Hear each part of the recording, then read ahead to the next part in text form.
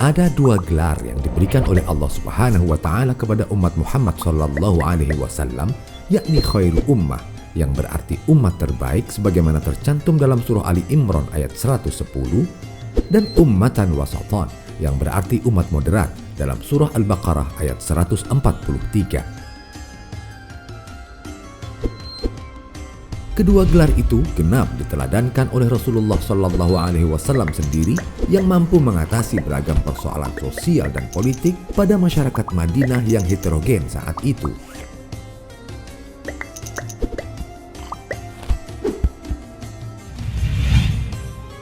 Di tengah keragaman antara banyak suku dan agama seperti Yahudi, Nasrani, dan umat beragama lain, Rasulullah Shallallahu Alaihi Wasallam terbukti mampu menjadi pelopor solusi kemanusiaan bagi peradaban dunia yang kemudian dikembangkan oleh manusia hingga hari ini.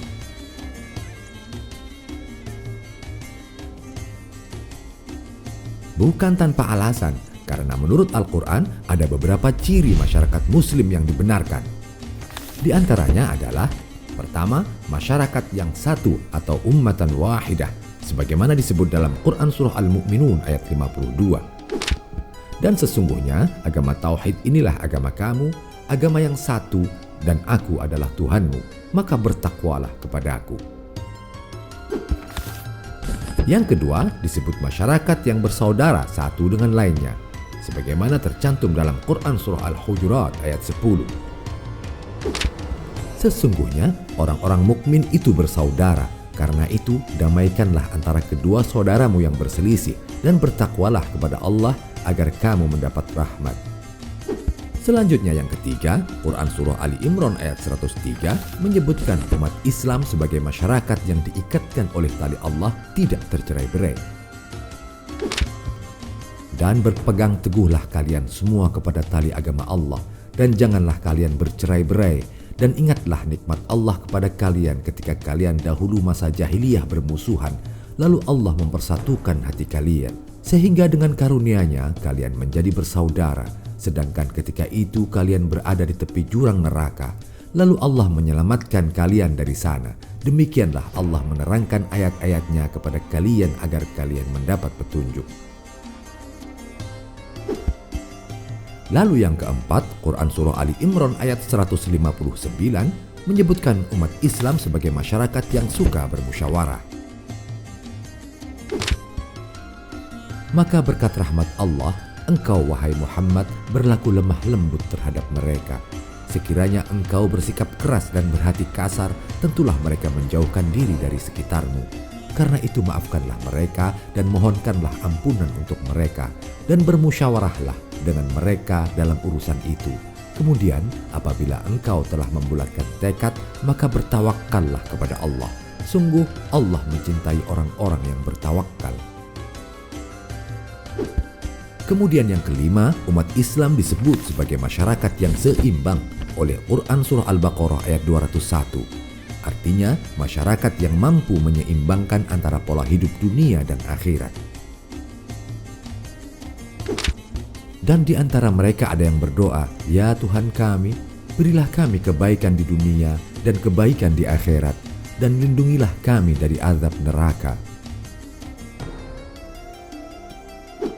Selanjutnya yang keenam, umat Islam adalah masyarakat yang saling tolong-menolong.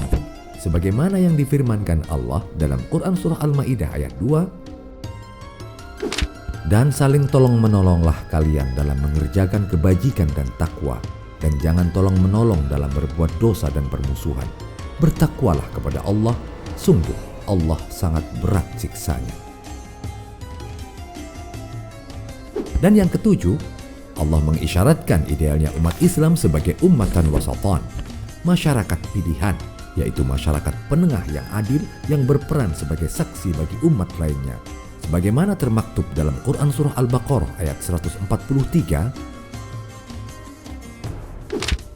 "Dan demikian pula kami telah menjadikan kamu umat Islam sebagai umat pertengahan agar kamu menjadi saksi atas perbuatan manusia dan agar Rasul Muhammad menjadi saksi atas perbuatan kamu." Dan banyak lagi ayat-ayat yang menggambarkan bagaimana masyarakat Muslim seharusnya.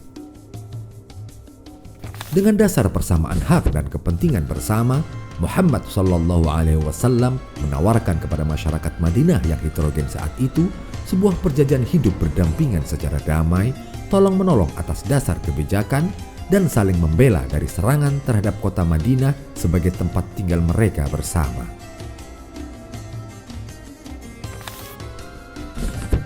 Semua menerima dengan senang. Jadilah kesepakatan itu sebagai tonggak sejarah yang memberikan gambaran empirik bagaimana sikap Nabi Shallallahu Alaihi Wasallam dan kaum muslimin saat itu memperlakukan golongan non-muslim yang hidup dalam satu kesatuan masyarakat pluralistik.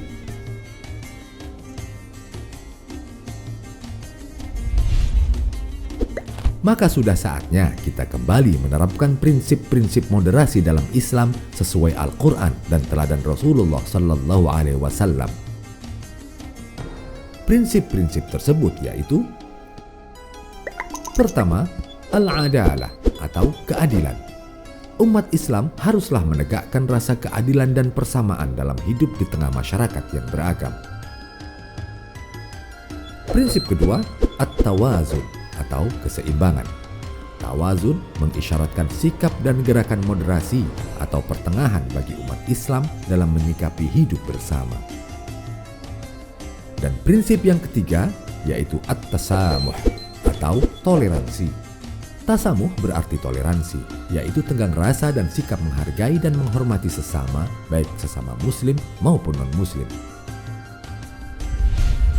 Ketiga prinsip moderasi dalam Islam ini tercatat dalam tinta sejarah sebagai ciri ahlu sunnah wal jamaah sebenarnya, yang terbukti ampuh mewarnai peradaban dunia sejak zaman Rasulullah Sallallahu Alaihi Wasallam hingga dunia modern saat ini.